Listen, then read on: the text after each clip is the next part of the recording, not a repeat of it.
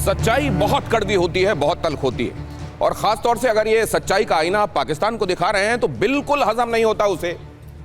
Doctor S Jaishankar, Bharat के विदेश मंत्री, ने ऐसा ही सच्चाई का एक आईना पाकिस्तान को क्या दिखाया, वो आईने की तरफ गुस्सा होने लगे। अपने चेहरे पर जमा गर्द को, जो बहुत अच्छे से जानते हैं, उन्होंने खुद जमा की है, उसको हटाने के बजाय वो आईने पर गुस्सा होने लगे, दर्द से बिलबिलाने लगे। किस तरीके से डॉक्टर एस जयशंकर ने बिल्कुल सही नब्ज पर हाथ रखा है। क्या कह रहा है पाकिस्तान और हकीकत क्या है, ये सब बताऊंगा आज की कड़ी में। बहुत स्वागत है, मैं हूं दिनेश गौतम आपके साथ। जरा देखिए खबर, खैबर पख्तूनवा में तालिबान का बड़ा हमला। पहले ये खबर देख लीजिए जरा। पाकिस्तान अफगानिस्तान बॉर्डर पर भीषण फायरिंग। मोहम्मद इलाके में पाकिस्तान फ्रंटियर कॉर्प्स पर हमला। पाकिस्तान के 2 सैनिकों की मौत, 6 से ज्यादा घायल। इधर देखिए, जिन लोगों का मोह भंग हो चुका है, जो लोग बहुत अच्छे से जानते हैं कि वहां की आर्मी का असल में तरीका क्या है और वहां की आर्मी की तासीर क्या है, उन्होंने बगावत का झंडा बुलंद किया हुआ है। और झंडा उनका भी अब उनके खिलाफ बुलंद है, जिनको एक जमाने में उन्होंने शेल्टर दिया था। यही तालिबान, आईएसआई ने एक जमाने में इनको बचाने, प्रश्रय देने, बढ़ाने में भूमिका निभाई थी। लेकिन क्योंकि इंटेंशंस पता थे, और वक्त आते ही क्योंकि इंटेंशंस पता थे, उनको उन्हीं की भाषा में जब जवाब दिया जा रहा है, उनको बहुत खल रहा है। जरा देखिए एक बार फिर से ये खबर आपको बता देता हूं। ये है पाकिस्तान अफगानिस्तान बॉर्डर पर भीषण फायरिंग की तस्वीरें। मोहम्मद इलाके में पाकिस्तान फ्रंटियर कॉर्प्स पर हमला हुआ है। पाकिस्तान के 2 सैनिकों की मौत हो गई है, 6 से ज्यादा जख्मी हैं। एक बार यहां का एम्बियंस भी सुन लीजिए, आवाजें सुन लीजिए, फिर आगे लेकर चलता हूं आपको।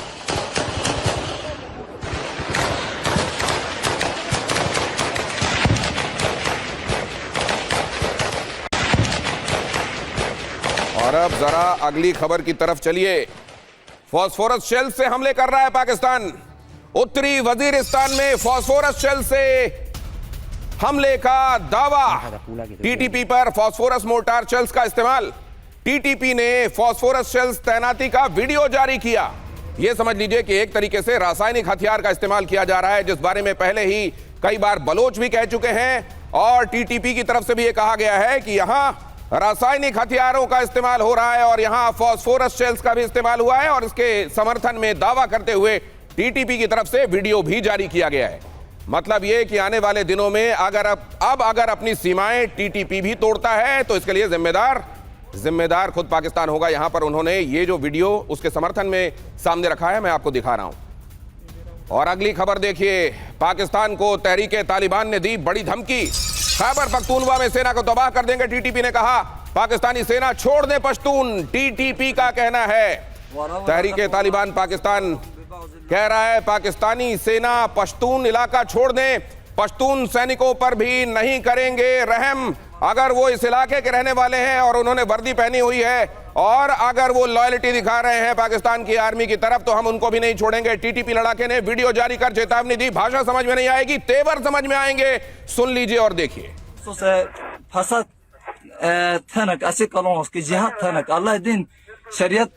मुल्क पाकिस्तान में नाफिज थनक असि फसदगार कॉलोनी बिलस। खैबर पख्तूनवा में सेना को तबाह कर देंगे वो लोग जो इस इलाके से ताल्लुक रखते हैं, और अगर पाकिस्तान की आर्मी में भर्ती हैं तो वो भी हमारी गोलियों का निशाना बनेंगे। टीटीपी ये बात बहुत क्लियर कट, बहुत एक्सप्लिसिट, बहुत साफ शब्दों में सामने रख रहा है। अब जरा ये खबर भी देखिए। डूरन लाइन में तालिबान ने बंद की सप्लाई चेन। तालिबान ने बंद किया तोरखम गेट पर वेल्डिंग घर। पाकिस्तान को चेतावनी दी, पाकिस्तान के साथ ट्रेड रूट बंद करने की चेतावनी। पाकिस्तान के साथ ट्रेड रूट बंद करने की चेतावनी। आज बहुत कुछ हुआ है, एक्सपर्ट्स आपको बताएंगे। ये जो हो रहा है ये फुल स्केल वॉर की तरफ पाकिस्तान को ले जा रहा है, लेकिन पाकिस्तान की हकीकत भी खोल रहा है। वो कलई जिस पर वो बार बार जिस कलई को चढ़ाने के लिए पॉलिश करता है, वो कैसे उतरती जा रही है, ये उसकी भी तस्वीरें हैं। मेरे साथ जुड़ने वाले खास मेहमानों से आपका परिचय करा देता हूं। मेजर गौरव वारिया मेरे साथ आज की चर्चा में शामिल हो रहे हैं। Professor Sanjay Bhardwaj, foreign affairs expert, मेरे साथ इस चर्चा में शामिल हैं। फखर यूसुफजई पत्रकार हैं पाकिस्तान से, मेरे साथ इस चर्चा में। और हैदर हयात खान पत्रकार हैं पाकिस्तान से, वो भी मेरे साथ जुड़ रहे हैं। आप सबका बहुत स्वागत करता हूं। लेकिन अब जरा देखिए, वो खबर जिसकी तरफ मैं आपको लेकर आ रहा हूं, ये तो मैंने आपको आज वहां जो डेवलपमेंट्स हुए हैं, वहां जो खून खराबा हुआ है, वो दिखाया, और इसके लिए कैसे आर्मी जिम्मेदार है वो भी मैंने आपको बता दिया। लेकिन अब इधर आ जाइए जरा। विदेश मंत्री एस जयशंकर ने पाकिस्तान को लेकर कुछ कहा, और जो कहा वो सही नस में हाथ रखने जैसा हो गया। सभी समस्याओं की जड़ पाकिस्तानी सेना, जयशंकर ने कहा। सुरक्षा चुनौतियों की जड़ पाकिस्तान की फौज। आतंकी नेटवर्क के लिए पाकिस्तानी फौज जिम्मेदार है। आतंकियों के नेटवर्क के लिए, भारत के खिलाफ भावनाओं को भड़काने के लिए और एंटी इंडिया सेंटिमेंट बनाने, बढ़ाने और बनाए रखने के लिए वहां की फौज जिम्मेदार है, यह कहा डॉक्टर एस जयशंकर ने। और जब यह कहा तो बिल्कुल वैसा लगा जैसे सही नस पर हाथ रखने पर जिसकी नस पकड़ी जाती हो पीड़ा से बिलबिला जाता है। पाकिस्तान ने क्या कहा? एस जयशंकर के बयान पर पाकिस्तान बिलबिलाया।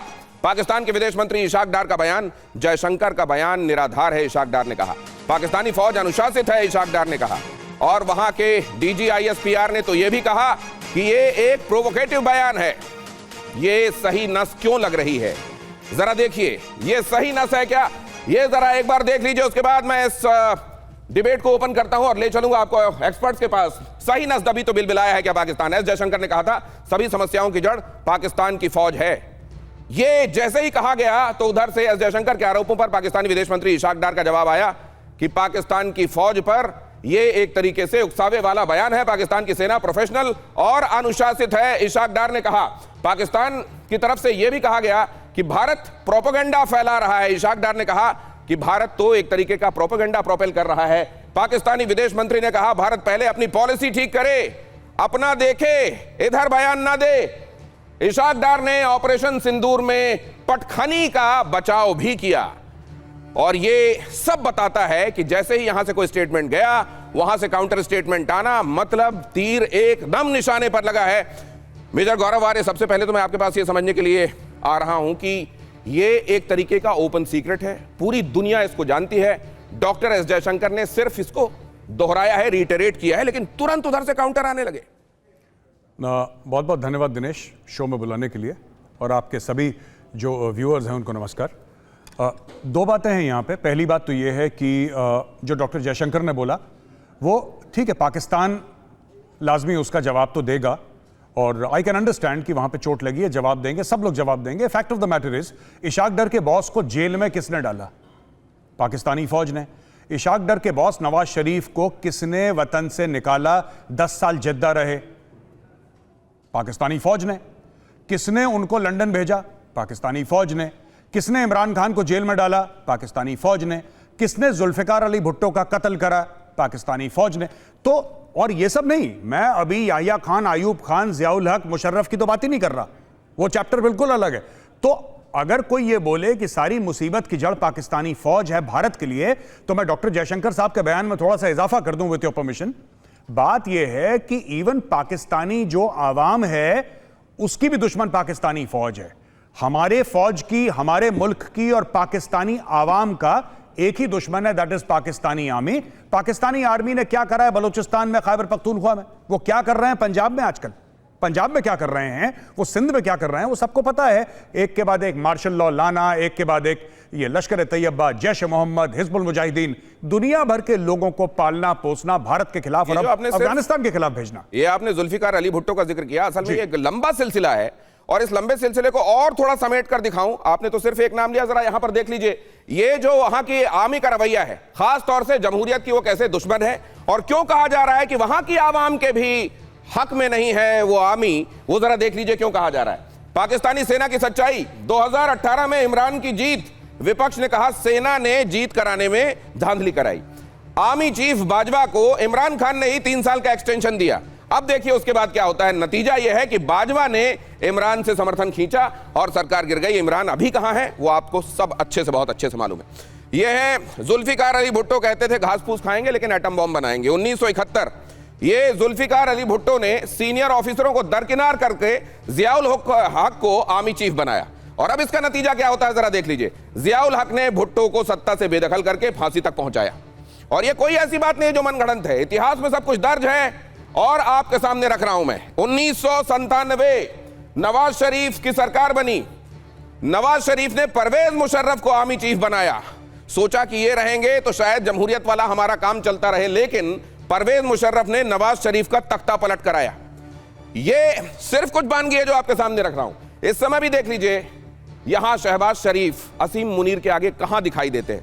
असीम मुनीर आगे आगे चलते हैं, शहबाज शरीफ पीछे पीछे चलते हैं। वो अमेरिका का मामला हो या कहीं का भी, जहां पर भी थोड़ा सा भी ये दिखाना होता है कि हमारे यहां भी डेमोक्रेसी नाम की चिड़िया कहीं है, वहां पर सामने कर दिए जाते हैं शहबाज शरीफ। ये एक हकीकत है जो सामने रखी गई है। और यह भी आपको मालूम है कि पाकिस्तान की सेना पर करप्शन का आरोप रहा है, हथियार सौदों में कमीशन लेने के आरोप रहे, रियल एस्टेट प्रोजेक्ट्स कमीशन लेने का आरोप रहा है, सरकारी टेंडरों में भी भ्रष्टाचार का आरोप रहा है। और कई इम्पार्शियल एजेंसीज ने जब यह जांच की है तो इस बात को दोहराया है और रखा है कि करप्शन का, कमीशन खोरी का बहुत बड़ा अड्डा वहां की यह फौज है। और ऐसा नहीं कि सिर्फ आर्म्स डीलिंग में, ये जमीन की खरीद फरोख्त में भी जमकर दलाली कमाते हैं। और वहां की जो डिफेंस हाउसिंग एजेंसी है वो तो यही कर करके माला माल हो गई है। और वहां की आवाम के क्या हाल है वो हर दिन आप देखते रहते हैं, पूरी मीडिया दिखाती है आवाम किस तरीके से गरीबी में, गरीबी के नीचे दबकर चरमरा रही है। पाकिस्तान की सेना भ्रष्ट है। अब जरा ये भी देख लीजिए बहुत जल्दी से, और संजय जी आपके पास आने वाला हूं,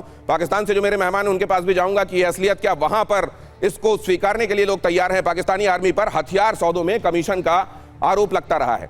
डीएचए जैसे रियल एस्टेट प्रोजेक्ट्स में सेना की गहरी पकड़ रही, धांधली के आरोप लगे, लेकिन जब भी फाइलें होती हैं तो उसमें सीक्रेट कर दिया जाता है, उसकी जांच को बीच में बंद कर दिया जाता है। जमीन और हाउसिंग स्कीमों में बड़े स्तर पर भ्रष्टाचार का दावा है। अगोस्टा सबमरीन घोटाले में भी सैन्य ऑफिसर्स के नाम जुड़े, बहरिया फाउंडेशन जैसे प्रोजेक्ट्स में भी अनियमितताओं के आरोप हैं। सेना पर हर सरकारी कॉन्ट्रैक्ट में कट लेने की संस्कृति वहां बहुत पुरानी रही है। मुनीर की सेना गहरे कमीशन सिस्टम में फंसी हुई है। संजय भारद्वाज साहब, क्या इसमें कुछ भी ऐसा है जो अतिशयोक्ति है? देखिए दिनेश जी, धन्यवाद। पहली बात कि देखिए, कोई भी आर्मी के 4 बहुत इंपॉर्टेंट एलिमेंट होते हैं। उसमें सबसे पहला जो आप बात कर रहे हैं वो ऑनेस्टी की बात करते हैं। पाकिस्तान की आर्मी का ऑनेस्टी पे एक बहुत बड़ा क्वेश्चन मार्क है।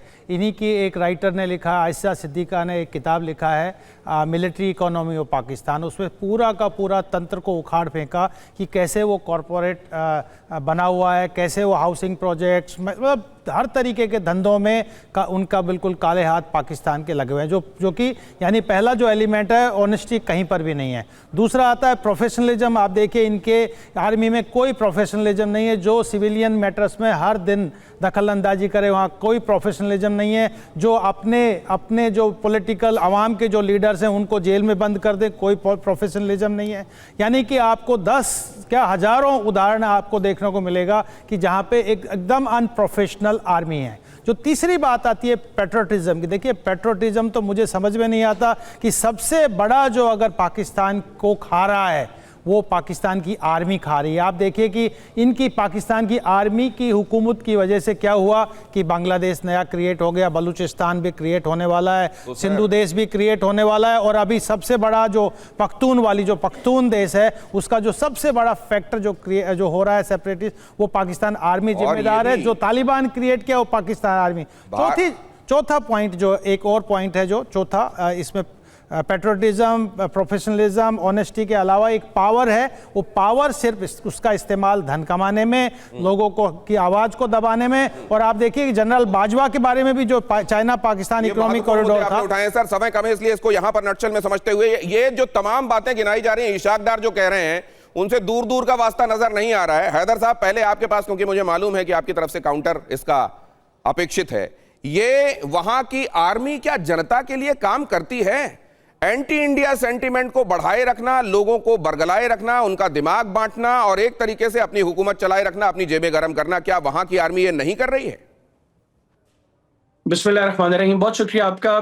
देखिए, आपने अपनी गुफ्तगू के आगाज में कहा कि भारत से जयशंकर, जो भारत के एक्सटर्नल अफेयर्स के मिनिस्टर हैं, उन्होंने एक स्टेटमेंट दी और उसका एक काउंटर स्टेटमेंट पाकिस्तान से आई। इट मीन्स कि आपके नजदीक जो जयशंकर की स्टेटमेंट है उसके जवाब में इसहाक डार साहब का बयान आना, ये चोट का सही जगह पे लगना है। अभी आपको मैं देख रहा हूँ मुसलसल, सिर्फ आप नहीं, आपका पूरा इंडियन मीडिया गुज़िश्ता चंद माह से जिस तरीके से पाकिस्तानी फौज के खिलाफ प्रोपेगेंडा कर रहा है, आप लोगों को सिर्फ चोट लगी नहीं, उसका बड़ा इंपैक्ट भी दिखाई दे रहा है। ये तकलीफ है आप लोगों को, जो हर वक्त हर रोज किसी ना किसी तरह किसी ना किसी इशू में पाकिस्तानी आर्म्ड फोर्सेस को इन्वॉल्व करके और उसके बाद प्रोपेगेंडा करना, आप लोग बुनियादी तौर पर इतने खौफजदा हैं कि ये प्रोपेगेंडा करके आप खुद को तसल्ली दे रहे हैं कि नहीं नहीं हम इनका मुकाबला कर सकते हैं, लेकिन हकीकत क्या है वो माजी करीब में आप लोग बहुत बेहतर अंदाज में हैदर हयात खान साहब, मैं जिस तरीके ऑपरेशन सिंदूर को बीते हुए बहुत दिन नहीं हुए हैं, पता नहीं इतनी शॉर्ट कैसे किसी की मेमोरी हो सकती है। नहीं, आपने एक और बात कही कि आपकी आर्मी को लेकर हर दिन यहाँ पर एजेंडा चलाए रखना हमारा काम है। अरे बहुत सारे काम है साहब, हम केवल षड्यंत्रकारियों को पहचानने का काम कर रहे हैं और जैसे ही उसकी तरफ उंगली उठती है। आपके फैक्ट्स कुछ क्लियर, आप ये बताइए कि हिंदूज हमसे हर मायने में अलग हैं। आपको अपने ऑफिसर्स को ये बताना चाहिए कश्मीर हमारी जुगलर वेन है। एंटी इंडिया सेंटिमेंट बनाकर बढ़ाकर पनपाकर किसका भला हो रहा है और उसकी आड़ में अपनी जेबें गरम करके अपनी आवाम को मूर्ख कौन बना रहा है? अच्छा चले, मैं अब आपको बताता हूं, मैं आपका जवाब देता हूं। मुझे यह बताएं कि जो रफाइल जेट स्कैंडल था उसमें पाकिस्तान की आर्मी ने पैसे खाए थे। जो हेलीकॉप्टर स्कैंडल था, वेस्ट प्लेन हेलीकॉप्टर स्कैंडल में पाकिस्तान की आर्मी ने पैसे खाए थे। आपके सब स्टैंडर्ड इक्विपमेंट और अमेरिका के भी ले आइए ये केसेस, वो पाकिस्तान आपके गिरेबान के अंदर मत झांकिए। अमेरिका का भी ले आइए, रशिया का भी ले आइए, लेकिन हमको फर्क इस बात से पड़ता है करप्शन आप कीजिए, आपके यहाँ पे जनता को तड़पाइए तरसाइए, उसके मुंह से निवाला छीनिए। आप वहां आर्मी की जेबें गर्म होते देख के खुश होइए, लेकिन सबसे बड़ी बात यह कि एंटी इंडिया सेंटीमेंट पर आपकी आर्मी वहां चल रही है, लोगों की आंखों में पट्टी बांधी। अब जरा इसको लेकर फखर आपके पास आ रहा हूं, यहां से जो अपेक्षित था वही हो रहा है, लेकिन क्या इस बात को वहां की आवाम समझ रही है कि असल में आर्मी का काम क्या है और आर्मी कर क्या रही है? इतने साल हो गए, अब तो कम से कम आवाम की आंखें खोलनी चाहिए। Thank you very much and good evening. मेरे ख्याल में अगर आप क्योंकि खुद एज ए जर्नलिस्ट आप देख रहे हैं पाकिस्तान की चीज़ों को, अभी रिसेंटली 2 दिन पहले एक प्रेस कॉन्फ्रेंस की गई DGISPR जनरल अहमद शरीफ की तरफ से, और उस का जो सारा मतलब एक फोकस था तो एक आदमी पे था जो 3 साल से जेल में है।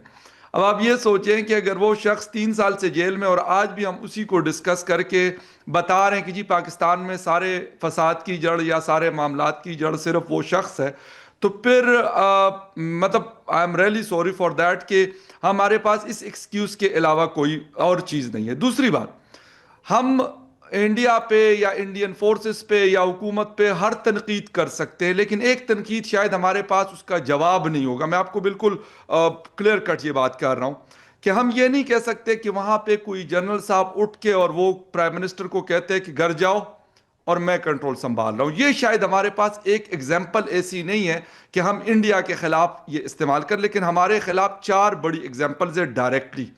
33 ईयर्स रूल किया इन लोगों ने डायरेक्टली, इनडायरेक्टली भी कर रहे होते हैं। आज भी ख्वाजा आसिफ डिफेंस मिनिस्टर कहते हैं कि हम एक हाइब्रिड रजीम में चल रहे हैं, यानी हाइब्रिड रजीम में शराकतदार हैं, हम पार्टनर हैं हम। जब ये आप सारी चीजें कहेंगे, और डॉक्टर जयशंकर साहब की सिर्फ स्टेटमेंट की बात नहीं है सर, लास्ट वीक में Amir Khan Muttaqi foreign minister of Afghanistan ने इसाकडार साहब के बयान के हवाले से बात की कि वो कहते हैं कि जी मैंने प्राइम मिनिस्टर से और जनरल साहब से इजाजत ली, परमिशन ली।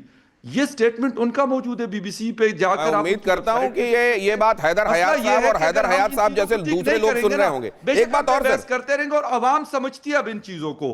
आप अगर ये सर आवाम समझती है, लेकिन आवाम के पास बंदूक नहीं है ना।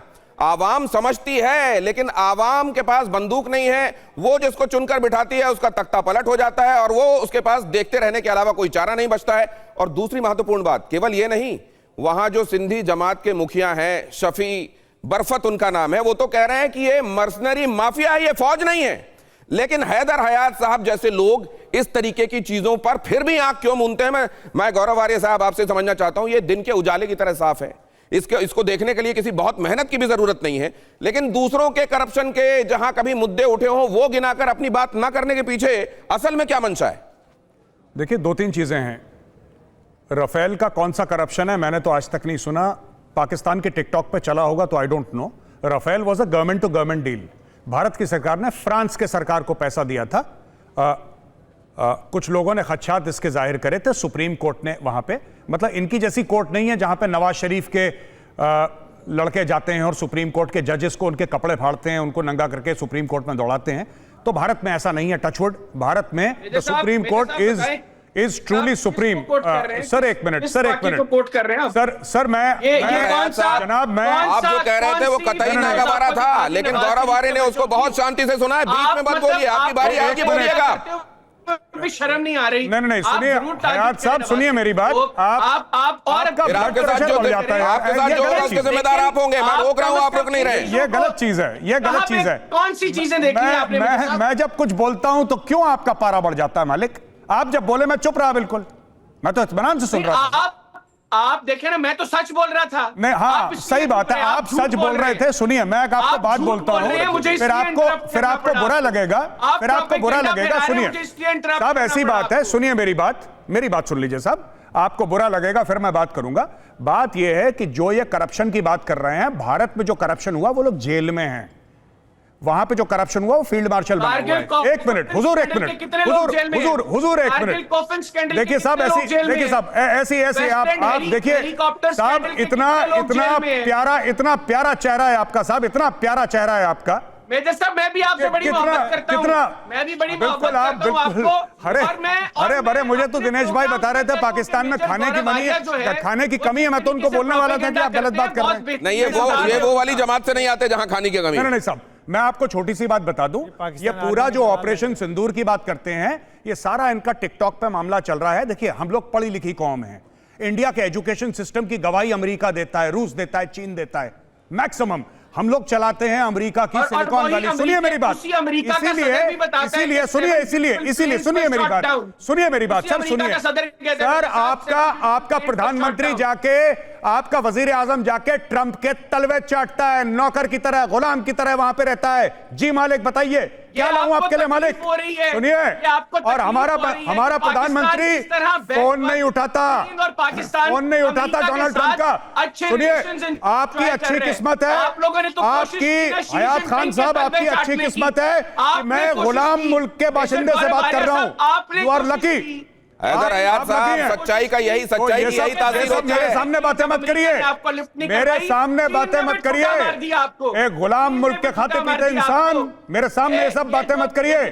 और आप ये पूरा टिकटॉक पे जो आपने बुनियाद मरसूस का ऑपरेशन करा है, ट्विटर पे, इंस्टाग्राम पे और टिकटॉक पे, हम लोग पढ़ी लिखी कौम है। हम लोग बात करते हैं सैटेलाइट इमेजेस की, हम लोग बात करते हैं सैटेलाइट इमेजेस की, हम लोग बात करते हैं वीडियो की। आप किसकी बात करते हैं? इनके जब डिफेंस मिनिस्टर से पूछा, कहां गिराए, कहते हैं सोशल मीडिया पे गिराए। ये हाल है। मेजर साहब, सीडीएस अनिल चौहान भी टिकटॉक के लिए वीडियोस बना रहे थे जब उन्होंने ब्लूमबर्ग को इंटरव्यू दिया और कहा कि हमारे जहाज। एक मिनट आप ये गलत बातें मत करिए। गुलाम कौम के गुलाम यहाँ पे बैठे हैं। तो दिनेश भाई, आपने गुलामों को क्यों यहाँ पे बुला रखा है? वो भी ऐसे खाते पीते गुलामों को आपने क्यों बुला रखा है यहाँ पे? इतने तंदुरुस्त गुलामों को आपने बुला रखा है। लेकिन सर देखिए, जब भी यही सच्चाई की तासीर है। क्या है? सच्चाई को हलक से नीचे उतारना कितना मुश्किल होता है। हैदर हयात उसके उदाहरण है। ये हलक से उतार लेंगे, इनको देखिए, हर चीज हलक से उतार लेंगे। इनको अलग से उतारने में कोई कमी नहीं आएगी। देखिए वकार यूसुफजई ने जो बात कही, उसमें से एक जवाब नहीं होगा।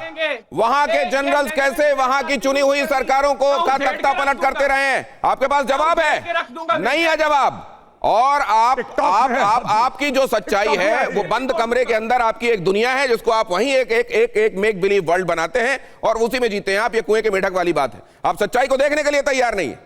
अगली खबर देखिए, कश्मीर पर मुनीर की हर चाल नाकाम हुई है। अप्रैल में कश्मीर को जगलर वेन कहा गया था। कश्मीर पर नाकामी के बाद हिंदुओं को टारगेट किया गया। मुनीर ने कहा, हिंदू मुस्लिम पूरी तरह अलग कौम है, हमारे फोरफादर्स ने बताया है और हमको आज की पीढ़ी को, और ये इंटरनेशनल डायस्पोरा था जिसको वो संबोधित कर रहे थे, किस तरीके से नफरत फैला रहे थे वो देखिए आप। वो कह रहे थे कि हिंदू और मुस्लिम दो अलग अलग, हर पॉसिबल एस्पेक्ट में अलग कौमें हैं। हमारे फोरफादर्स ने हमको ये बताया और हमारी ऑफस्प्रिंग को ये पता होना चाहिए। दो राष्ट्र सिद्धांत पाकिस्तान की बुनियाद है। क्योंकि अगर आवाम वहां की जागी तो ये पूछेगी कि ये बताओ, ये हमारे साथ कर क्या रहे हो? तुम एंटी इंडिया सेंटिमेंट भड़का रहे हो, तुम ये बताओ तुमने हमारे लिए क्या किया, हमारे साथ करप्शन क्यों कर रहे हो? और ये बात आखिरकार वहां तक पहुंच जाएगी जहां ये कहा जाएगा कि टू नेशन थ्योरी के आधार पर हमको बेवकूफ बनाकर, हमको पैरासाइट की तरह चूसने का काम कर रही है आर्मी। क्योंकि यह सवाल उठेगा। इस सवाल को उठने से पहले जिस तरीके से बाकी चीजों में डाइवर्ट किया जाता है, आसमान में चिड़िया दिखाकर कुछ और किया जाता है, वैसे ही यहां पर चिड़िया दिखा दी जाती है, डाइवर्ट किया जाता है ताकि वहां की जनता डाइवर्टेड रहे और इस बारे में कोई सवाल ना पूछे। बिलबिलाए पाकिस्तान की एक और साजिश देखिए। सार्क से अलग संगठन चाहता है पाकिस्तान, चीन और बांग्लादेश के साथ संगठन चाहता है पाकिस्तान। चीन और बांग्लादेश के साथ एक अलग संगठन चाइना के साथ बनाएंगे। यह भी है संजय भारद्वाज साहब, उसने यह भी अरुणाचल को लेकर भी बीते दिनों स्टेटमेंट दिया था प्रेसिडेंट पुतिन के यहां आने के समय। मैं ये जानना चाहता हूं, ये अपनी हिमाकत को हर दिन बढ़ाता जा रहा है। क्या अब हम भी डूरंड लाइन को लेकर, बलूचिस्तान को लेकर, खैबर पख्तूनवा को लेकर क्लियर कट स्टेटमेंट देना शुरू कर दें? देखिए, दो तीन बात साफ है कि अगर पाकिस्तान चीन और बांग्लादेश के साथ गठबंधन कर रहा है तो मान के चलिए कि पाकिस्तान अपने सबसे कमज़ोर स्थिति में आज के दिन, उसकी कोई अपने हुकूमत नहीं है, कोई अपना वजूद नहीं है। वो तालिबान जो उनका क्रिएट किया हुआ था उनसे जूझ रहा है, वो तहरीक तालिबान से जूझ रहा है। और ये इनको नहीं पता है कि जो तहरीक तालिबान में जो लोग लड़ रहे हैं वो भी बांग्लादेशी को आपने रिक्रूट करके वहाँ से आपके खिलाफ ही लड़ रहे हैं और पाकिस्तानी फ़ौज के खिलाफ लड़ रहे हैं। तो जो स्थिति है पाकिस्तान की वो बहुत कमज़ोर स्थिति है और वो दूसरों के कंधों पे वो चीन और बांग्लादेश के माध्यम से लड़ाई लड़ना चाहता है। देखिए क्या है कि जो पाकिस्तान आर्मी क्यों इतनी कमज़ोर है, साफ साफ इनसे दिख रहा है। जो इनके दलाल हैं मोटे हो रहे हैं खा के वो, क्योंकि पाकिस्तान आर्मी यहाँ भी सप्लाई करती होगी कि वो एक तरीके से पाकिस्तान में फियर फैक्टर क्रिएट। ये तो सर ये दिखाई दे रहा है, ये फियर फैक्टर। मैं एक चीज ये जानना चाहता हूं सर, अरुणाचल को लेकर बयान देकर, ये इस तरह का संगठन बनाने को लेकर मंशा जाहिर करके ये डिप्लोमेटिक सेल्फ गोल कर रहा है कि नहीं पाकिस्तान? डाइल्यूट, ये बेसिकली अपना जो है उसको डाइल्यूट करने का प्रयास कर रहे हैं। जिस तरीके का इंटरनली पाकिस्तान खोखला हो चुका है, जो जिस तरीके के पॉलिटिकल क्राइसिस है, सिक्योरिटी क्राइसिस है, टेररिज्म से चारों तरफ से खुद भी लड़ रहे हैं और इनके बाहरी तरफ से भी डिटेल और दिखा दूं, तो ये डाइल्यूट कर रहे हैं जनता का ध्यान, पाकिस्तान की आवाम ये डाइवर्ट का जो और डाइल्यूट किए जाने से क्या काम चलता रहेगा और वहां की जनता को क्या और ज्यादा दिनों तक वहां की आर्मी मूक बनाती रहेगी? सवाल यह है, भारत के खिलाफ पाकिस्तान का प्लान क्या है? पाकिस्तान का प्लान आड़ी में जरा ये फ्लैश कीजिए और दिखाइए पाकिस्तान चाह क्या रहा है। इशाक डार दिखाइए जरा, भारत के खिलाफ पाकिस्तान का प्लान क्या है? पाकिस्तानी विदेश मंत्री इशाक डार ने नए रीजनल ब्लॉक का आईडी दिया। एक नया रीजनल ब्लॉक बनना चाहिए, इसमें चीन होना चाहिए, बांग्लादेश होना चाहिए और पाकिस्तान होना चाहिए। सार्क से अलग हटकर एक संगठन बनाने का प्रस्ताव दिया गया और कहा गया कि इन तीनों को सामने आना चाहिए और ऐसा एक ब्लॉक बनना चाहिए। जरा देखिए, रिलायबिलिटी देखिए और इनकी क्रेडिबिलिटी देखिए, एक एक चेहरे की क्रेडिबिलिटी देखिए। जैसे जैसे आप आगे बढ़ेंगे वैसे वैसे घटते क्रम में आपको यह दिखाई देगा। लेकिन इस तरह का एक ब्लॉक बनाने का आइडिया, चीन, बांग्लादेश और पाकिस्तान को मिलाकर अलग संगठन बनाने का प्रस्ताव इसमें किया जा रहा है कि इसमें एक अलग ब्लॉक, ये ब्लॉक बनाकर होगा क्या? और ये ब्लॉक अगर बनना था तो इसको लेकर बना क्यों नहीं लिया गया अभी तक? ये भी एक बड़ी बात है। लेकिन फखर यूसुफजई, ये आवाज उठी क्यों है इस समय? देखिए, बांग्लादेश के साथ तकरीबन लास्ट अगर हम एक साल को देखें तो चीज़ें बहुत आगे हुई हैं। कनेक्टिविटी हुई है पोर्ट्स की और इसके अलावा जो है उनके डेलीगेशंस पाकिस्तान आ रहे हैं, पाकिस्तान के वहाँ पे जा रहे हैं। लेकिन आज भी जब हम सुनते हैं तो जो उनके लीडर हैं उनके हवाले से अजीब अजीब किस्म की बातें की जाती है, शेख मुजीबुर रहमान साहब के हवाले से, तो उसकी मुझे हैरानगी है। लेकिन आज की अगर डेवलपमेंट्स को देखें तो इंडिया ज़्यादा फोकस है अफगानिस्तान के ऊपर और पाकिस्तान का फोकस है बांग्लादेश के ऊपर, और दोनों शायद एक दूसरे से इस चीज़ से गालिबन मुझे लग रहा है कि कुछ परेशानी पाकिस्तान को, बल्कि शायद कुछ नहीं ज़्यादा परेशानी है अफगानिस्तान के हवाले से। जैसे जैसे चीज़ें ऊपर की तरफ जा रही हैं, डेवलपमेंट्स आ रही हैं वहाँ से इंडिया और अफगानिस्तान के दरमियान, तो पाकिस्तान के शायद जो परेशानियां हैं वो बढ़ रही है। और सेम लाइक दैट, क्योंकि बांग्लादेश और अफगानिस्तान में बहुत बड़ा फ़र्क है। हम ये नहीं कह सकते कि बांग्लादेश की जो सूरत हाल है या फिर अफगानिस्तान की जो सूरत हाल है, मेरा नहीं ख्याल कि अगर बांग्लादेश में पाकिस्तान की प्रेजेंस होती भी है फॉर एग्जांपल, तो वो इंडिया के लिए ऐसी कोई बहुत ज़्यादा थ्रेटनिंग हो सकती है। लेकिन गालिबन जो इस्लामाबाद में यार, लेकिन मैं एक चीज फकर साहब समझना चाह रहा हूं, पाकिस्तान में इंडिया की प्रेजेंस होती है तो पाकिस्तान के लिए ज्यादा थ्रेटनिंग है। डोनाल्ड ट्रंप की गोद में बैठे हुए हैं इस समय मुनीर, और यहां चाइना के साथ गठजोड़ बनाना चाहते हैं बांग्लादेश को लेकर, पाकिस्तान को वहां उसमें शामिल कराकर। ये बात क्या अब तक चाइना और अमेरिका के समझ में आई नहीं है क्या गौरव वारी सर? नहीं, देखिए मैं आपको एक बात बताता हूं, चाइना नहीं बोल रहा, चाइना नहीं बोल रहा, ये सिर्फ पाकिस्तान और बांग्लादेश। पहले अकेला पाकिस्तान मांगता था चाइना से, अब उसने दूसरा भिखारी भाई अपना बांग्लादेश पैदा कर लिया, कह रहा है कि दोनों भाई मिलके मांगेंगे और कोई बात नहीं है। बांग्लादेश में भी जमाते इस्लाम उसका जो प्रॉक्सी है, खाली जमाते इस्लाम, बांग्लादेश की जनता और बांग्लादेश देश नहीं। बांग्लादेश की जनता भी वैसी है, बांग्लादेश की जनता भी वैसी है, बांग्लादेश की सरकार भी वैसी है, बांग्लादेश की जमाते इस्लामी भी वैसी है। अब मैं आपको बताता हूं एक और बात, छोटी सी बात है। ये लोग कह रहे हैं कि बांग्लादेश के साथ हमारी नजदीकियां बढ़ी। क्या बढ़ी? कितने डॉलर की ट्रेड है ये बताना, कितने डॉलर की ट्रेड है?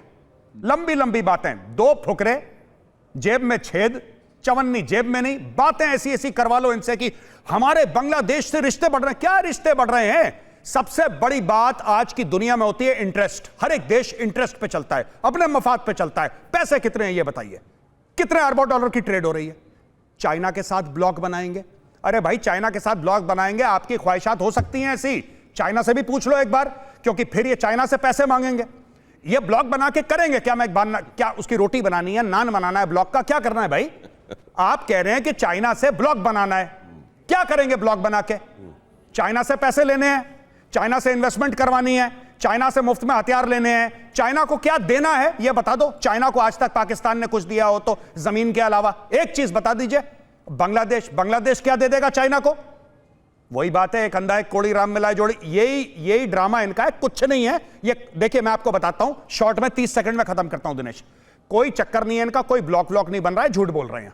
सबसे बड़ी बात ये बिस अपनी ख्वाहिशात जाहिर कर, और अरुणाचल को लेकर रिटर्न स्टेटमेंट देने की क्या जरूरत थी इनको? नहीं, ये स्टेटमेंट दे देते हैं क्योंकि पब्लिक को नाच गाना दिखाते रहो, ठीक है? पब्लिक को नाच गाना दिखाते रहो। बांग्लादेश के साथ, चाइना के साथ हम बनाएंगे, कभी कहते हैं रशिया के साथ। रशिया के साथ आपका कैसे? आपके कितने रुपए का, कितने डॉलर का ट्रेड है रशिया के साथ? नहीं, ट्रेड तो नहीं है, लेकिन हमारा दोस्त चाइना है, चाइना का दोस्त रशिया है, इसलिए रशिया हमारा दोस्त है। यह लॉजिक है। ये कल तक कसमें खाते थे रशिया की। रशिया ने बोला भाई तू कौन है? अभी आपको पता है पुतिन का लेटेस्ट स्टेटमेंट क्या है? वो अफगानिस्तान को सपोर्ट कर रहा है, वो तालिबान को सपोर्ट कर रहा है। वो कह रहा है कि तालिबान आतंकवादियों के, दहशतगर्दों के खिलाफ तालिबान ऑपरेशन कर रहा है। पाकिस्तान कुछ और कह रहा है। ये इनको दुनिया भर के ब्लॉग बनाने हैं, इनको गलतफहमी है बहुत बड़ी अपने बारे में। और मैं उम्मीद करता हूं हैदर हयात साहब ये खबरें भी पढ़ते होंगे, ये भी उनके कानों तक पहुंचता होगा। अब जरा देखिए आतंकवाद पर भारत की डॉक्ट्रिन से दहशत में पाकिस्तान क्यों है। पाकिस्तानी थिंक टैंक की बड़ी चेतावनी, भारत का न्यू नॉर्मल वाला सिद्धांत बड़ा खतरनाक है। भारत ने न्यू नॉर्मल ये कह दिया था कि अगर कोई भी आतंकी गतिविधि होगी तो हम इसको युद्ध की गतिविधि मानेंगे और युद्ध के हिसाब से ट्रीट करेंगे। अब उधर बड़ा डर है कि ये बड़ा खतरनाक है न्यू नॉर्मल। इस्लामाबाद के थिंक टैंक CISS की रिपोर्ट है कि ये तो बेहद खतरनाक है। अब जरा देखिए पाकिस्तानी थिंक टैंक में भारत का खौफ, ये CISSR जो है वहां का थिंक टैंक, ये क्या कहता है? ये इंटरनेशनल स्ट्रैटेजिक स्टडीज, ये असल में थिंक टैंक है वहां का, कहता है आतंक या उकसावे पर भारत सख्त जवाब देगा। ऑपरेशन सिंदूर के बाद उनको पता चल गया है कि अभी और नहीं चलने वाला। दक्षिण एशिया की न्यूक्लियर स्थिरता, फिर न्यूक्लियर, ये भारत क्लियर कर चुका है कि अब ये न्यूक्लियर ब्लफ और नहीं चलने वाला। न्यूक्लियर बहुत हो गया, लेकिन फिर से एक बार भारत एक तरफा हमले नॉर्मल करना चाहता है। CISSR कह रहा है गलत कैलकुलेशन से बड़ा युद्ध हो सकता है।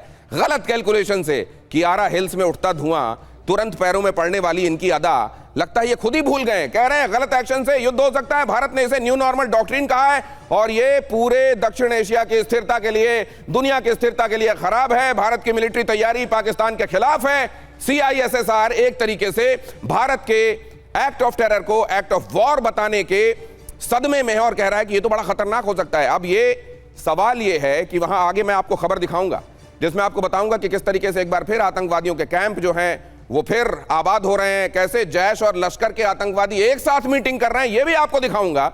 ये सब हरकतें भी चल रही हैं और यहां कहा जा रहा है CISSR की रिपोर्ट में कि ये एक्ट ऑफ टेररिज्म को एक्ट ऑफ वॉर मान देना, तो ये तो बड़ा एक तरफा आप हमले करते रहेंगे। गौरव आर्य, अब ये एक्चुअली इनका यूरेका मोमेंट है या ये असल में दहशत है जो दिखाई दे रही है? मुझसे पूछ रहे हैं? जी सर। जी, मैं आपको एक बात बता दूं, ये जो पूरा मामला है ना, ये न्यूक्लियर पाकिस्तान, इनको बताया गया है।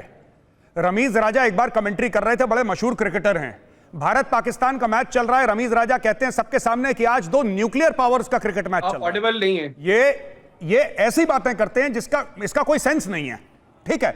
न्यूक्लियर कुछ नहीं है, न्यूक्लियर सब झूठ बोलते हैं। मुझे तो ये शक है और मैं बड़ी जिम्मेदारी के साथ कहता हूं, बेच के खा गए हैं। इनके हाथ में नहीं है बटन, ये अमेरिकन को बेच के खा गए हैं, चाइनीज को बेच के खा गए हैं। आपको पता है प्रिंस मोहम्मद बिन सलमान का ऑन रिकॉर्ड बयान है, इंटरनेट पे जाके जो पाकिस्तानी पैनलिस्ट जाके चेक कर लें। जब उनसे पूछा कि साहब आप क्या न्यूक्लियर वेपन बनाना चाहते हैं, मोहम्मद बिन सलमान क्या कहते हैं? कहते हैं यार जिस दिन न्यूक्लियर मिसाइल चाहिए पाकिस्तान को पैसा देकर ले लेंगे उनसे।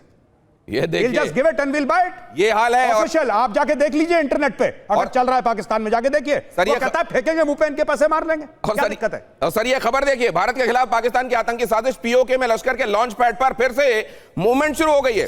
भारत में घुसपैठ की ताक में सीमा पर आतंकी, आईएसआई के इशारे पर आतंकी लॉन्च पैड एक्टिव। रावलकोट के खैगला इलाके में बन रहा है लॉन्च पैड।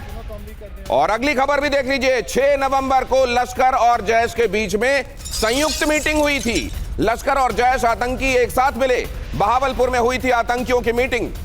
सेना के इशारे पर फिर से एक्टिव हुए आतंकी हैदर हयात साहब। एक तरफ ये हरकतें और फिर भारत की तरफ से कार्रवाई का डर भी। देखिए दिनेश, पहली बात तो ये कि CISS आर्मी है, CISS है centre for international strategic studies, और ये एक थिंक टैंक की रिपोर्ट है जिसमें उसने सिर्फ ये कहा है कि ये जो अप्रोच भारत में ये जो उन्होंने कहा है ना कि अब कोई भी टेरर अटैक होगा, वैसे तो टेरर अटैक नहीं, फॉल्स फ्लैग ऑपरेशंस हैं, और आप लोग उनके फॉल्स फ्लैग ऑपरेशंस तो आप लोग अपने लोगों को जस्टिफाई नहीं कर सके आज भाई, ऐसा नहीं बोलते। बहरहाल उसके ऊपर उन्होंने बात की, कोई खौफ नहीं है पाकिस्तान में भारत को लेकर, 1% भी कोई खौफ नहीं है। सेकेंडली आपकी काफी गुफ्तगू अंदर आपके एंड से कोई टेक्निकल इशू की वजह से मैं सुन नहीं सका, लेकिन पहले ये जो मेजर गौरव आर्या साहब चाइना और बांग्लादेश और पाकिस्तान के ब्लॉक की बात कर रहे थे ना, क्यों बनाना है, पूछ रहे थे ना कि क्यों बनाना है, रोटी बनानी है, नान बनाना है। मेजर साहब इसलिए बनाना है कि इस ब्लॉग की सिर्फ खबर सुन के आप बैठ नहीं पा रहे, आप उछलते जा रहे हैं, इसलिए बनाना है ये ब्लॉग। और ये सिर्फ मेरे भाई ब्लॉक बनेगा। अरे मेरे भाई कोई ब्लॉक नहीं बन रहा, ये ब्लॉक कोई ब्लॉक नहीं बन रहा। तुम्हारे पास ब्लॉक बनाने के पैसे नहीं है, आपकी वजह से। ओ भाई साहब पैसे नहीं है आपके पास, आपको क्यों बात समझ में नहीं आ रही? मैंने आतंकवाद पर सवाल पूछा, कितने वो फुल फॉर्म बताने लगे। पकड़ सकता है यार, कोई इंसान कितने कटोरे पकड़ सकता है? ये ब्लॉक बनाओ, वो बनाओ, ये बनाओ, ऐसा ब्लॉक, कोई ब्लॉक नहीं बन रहा। नहीं जरा ये जो बैठ नहीं पा रहे ना तुम्हारे साथ, चाइना का एक स्टेटमेंट दिखाओ। बहुत देर। अरे सुनो हैदर हयात खान, आपके पास फोन है, आपके पास फोन है, आप एक चाइना का स्टेटमेंट दिखाओ ऑफिशियल। मैं आपसे माफी मांगूंगा सबके सामने, लाइव शो है, मैं माफी मांगूंगा आपसे, मैं शो से निकल जाऊंगा। दिखाओ अभी। अरे बताओ ना, मैं बोलो चाइना ब्लॉक बनाना चाहता है। अरे गोलू भाई सुनो मेरी बात, मेरे भाई गोलू भाई मेरी बात सुनो, गोलू भाई प्यारे हलवाई मेरी बात सुनो, ऐसा कोई ब्लॉक नहीं बन रहा, तुम्हारे ख्वाब और ख्याल की दुनिया में बन रहा है ब्लॉक। चाइना पैसे नहीं दे रहा, सवाल ये है, मना कर रहा है गोलू भाई, चाइना मना कर रहा है, चाइना मना कर रहा है। चलिए जब ये ब्लॉक बन जाएगा आपसे बात करने का हैदर हयात खान साहब। लेकिन अब देखिए छोड़ के आ गए, मेजर गौरव आ रही है, बैठा था भाई, मैं तो ये समझता हूं कि मैं एक लास्ट 30 सेकंड में आपका जवाब संजय सर बहुत छोटा रखिएगा। आप आतंकवाद की बात बताने पर ये फुल फॉर्म बताने लगे। देखिए आतंकवाद तो सीधी बात है कि फैक्ट्री है, वो बांग्लादेश में भी आतंकवाद एक्सपोर्ट करेंगे, लेकिन जो गौरव जी कह रहे हैं बेसिकली ब्लॉक बना रहे हैं, पैसे खाने की दुकान नहीं खोलना चाहते हैं। पहले ग्वादर पोर्ट का खोला, China Pakistan economic corridor, $62 billion Bajwa अपनी जेब में रख के फरार हो गया। अब वो क्या ब्लॉक के लिए अब वो क्या करना चाह रहे हैं? अमेरिका को कह रहे हैं तुमको हम पासनी पोर्ट दे देंगे, यानी कि एक ग्वादर चाइना को, पासनी आप अमेरिका को दे दीजिए, और हम ये भी गारंटी दे रहे हैं अफगानिस्तान से बागराम भी दे रहा है। सवाल ये है कि वो लोग जो इस तरीके के तंत्र से, जो भ्रष्ट तंत्र है जिसको वहां अपने आप को आर्मी कहता है जो संगठन, क्या उससे जो फले फूले लोग हैं जो बेनिफिट हो रहे हैं, क्या वो उसकी हिमायत कर रहे हैं? सच्चाई पूरी दुनिया के सामने। आज की इस चर्चा में ये बात आपके सामने दूध का दूध और पानी की पानी की तरह सामने हो गई होगी।